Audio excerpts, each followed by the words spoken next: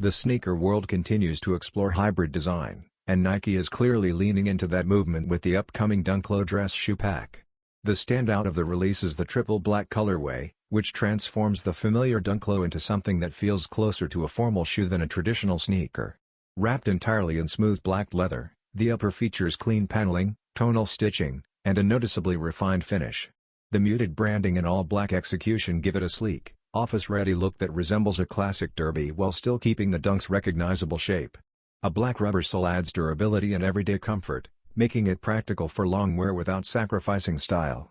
Compared to standard Dunk clothes, this version feels more minimal and polished, designed for environments where sporty sneakers may feel out of place.